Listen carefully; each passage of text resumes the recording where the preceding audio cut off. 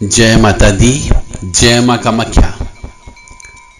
माँ भगवती जगत जननी आदिशक्ति भवानी आपको सुखी रखे, स्वस्थ रखे, प्रसन्न रखे, यश दे, कीर्ति दे, मान सम्मान दे। आप धर्म के रास्ते पर चलें। दुर्गति नाशिनी दुर्गा जय जय, काल विनाशिनी काली जय जय, उमा रमा ब्रह्माणी जय जय, सीता राधा रुक्मणी जय जय। आत्मा की शुद्धि के लिए क्या करना चाहिए? बहुत ही ज्वलंत प्रश्न है। कई बार मनुष्य की आत्मा अशुद्ध होती है, मन भी मलिन होता है, शरीर भी अशुद्ध होता है। तो जिसको हम बोलते हैं मन कर्म वचन, तीनों अशुद्ध होते हैं।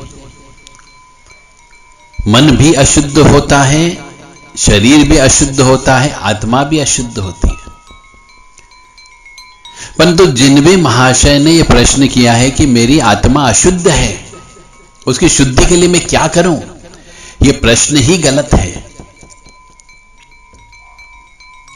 आत्मा कभी अशुद्ध होती ही नहीं, क्योंकि आत्मा अग्नि है। आत्मा हमेशा पवित्र रहती है। आत्मा जब तक परमात्मा में मिलन न हो जाए तब तक वह स्वतंत्र है, अमर है। और आत्मा में कभी भी मलिनता नहीं आ सकती, आत्मा अशुद्ध नहीं हो सकती, आत्मा गंदी नहीं हो सकती,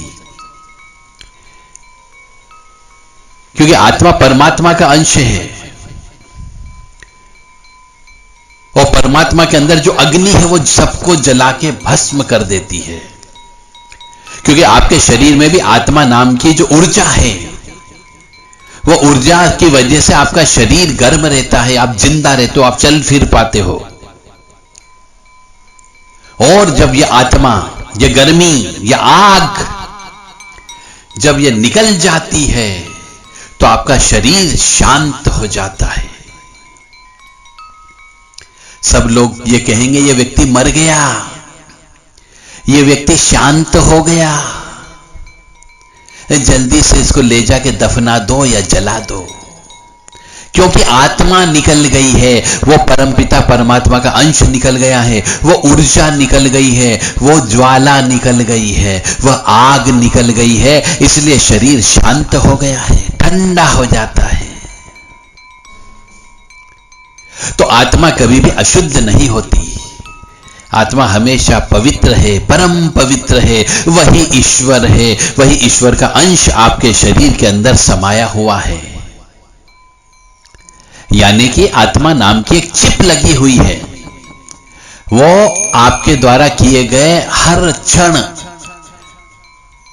के फोटो खींच करके उस ऊपर वाले तक देती है, जहां से आपका अगला जन्म की तैयारी होती है। बंद कमरे में आपने क्या पुण्य काम किया, बंद कमरे में आपने क्या पाप कर्म किया, और पहले तो यह ज्ञान किया जाए कि क्या पाप कर्म है, क्या पुण्य कर्म है। ये कौन निर्धारित करेगा कि कौन सा कर्म पाप कर्म है, कौन सा कर्म पुण्य कर्म है? यह भी किसी को ज्ञान नहीं है। समाज जिसे गलत कहे वो पाप कर्म, धर्म जिसे गलत कहे वो पाप कर्म। और धर्म किसने बनाया? हम ही लोगों ने बनाया। कुछ लोगों ने अपने स्वार्थ की चीजें उस धर्म के अंदर डाल दी और बोल दिया ऐसा करोगे तो ये पाप कर्म है, ऐसा करोगे तो ये पुण्य कर्म है। बहुत से मनुष्यों का धर्म के अंदर स्वार्थ जुड़ा हुआ है। इसलिए धर्म ये कहता है, और वास्तविक धर्म क्या? वास्तविक धर्म यह है कि हमारे कर्मों से किसी की आत्मा को दुख न पहुंचे। हमारे कर्मों की वजह से किसी भी मनुष्य को तकलीफ न होना चाहिए। बस वो कर्म करो तो धर्म है, अन्यथा पाप कर्म है। किसी की मदद कर देना पाप कर्म नहीं है, पुण्य का काम है।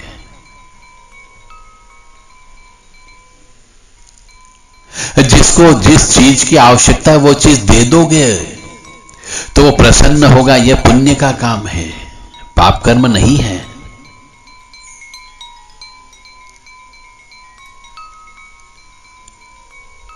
फिर भी कहीं कहीं पर धर्म आड़े आता है, हमारे संस्कार आड़े आते हैं, हमारे संस्कार आड़े आते हैं। हमारे यहाँ 16 संस्कार बनाए गए, उन 16 संस्कारों के अंदर बहुत से नियम कानून से मनुष्य को बांध दिया जाता है, और उन नियम कानून को यदि तोड़ता है तो पाप कर्म कहलाता है। जबकि ऐसा नहीं है।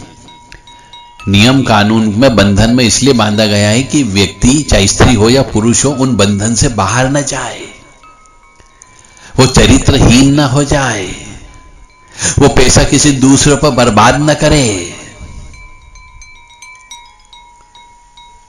इसलिए उसे बंधन में बांधा जाता है। इसलिए आत्मा कभी भी अशुद्ध नहीं होती है, कभी अपवित्र नहीं होती है।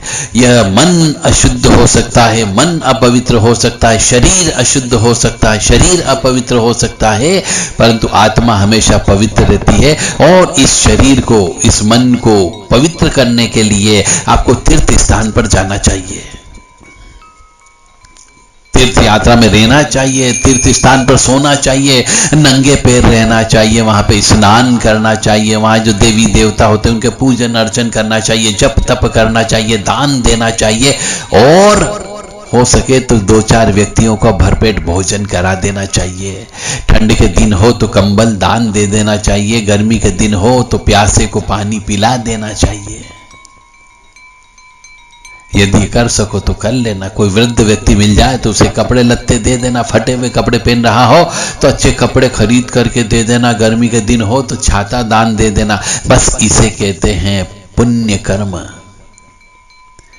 हमने किसी को खुशियां दी है, भगवान भी आपको खुशियां देगा।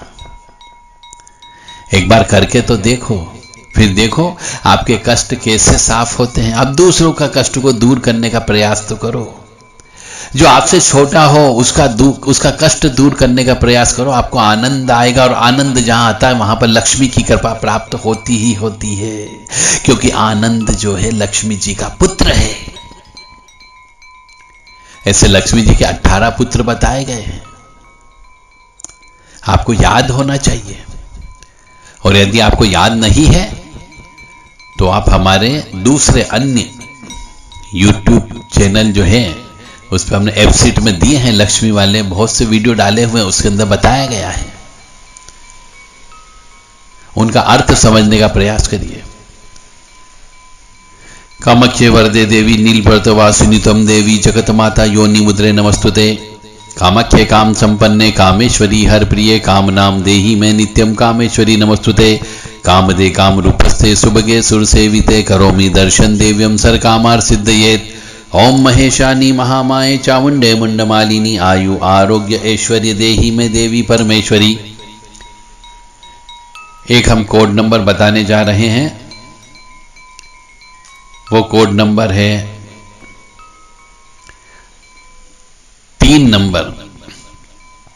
आपको यदि तंत्र से शत्रुनाश कैसे करें यह किताब आधी कीमत में चाहिए तो जो भी मनुष्य हमको इसी व्हाट्सएप नंबर पे, हमारा जो व्हाट्सएप नंबर चलता है 9893128047 पर, वो कोड नंबर डालेगा। 3 नंबर जो है 7 बार लिख करके भेजेगा, 3 3 3 3 3 3 3 7 बार लिख करके भेजना है आपको। तो यदि आपको तंत्र से शत्रुनाश कैसे करें ये किताब चाहिए तो आपको आधी कीमत पे, यानी कि 1250 रुपए और 50 रुपए डिस्पैच चार्जेस, 1300 रुपए में ये किताब आपको दी जा रही है। जय माता दी, जय मां कामाख्या।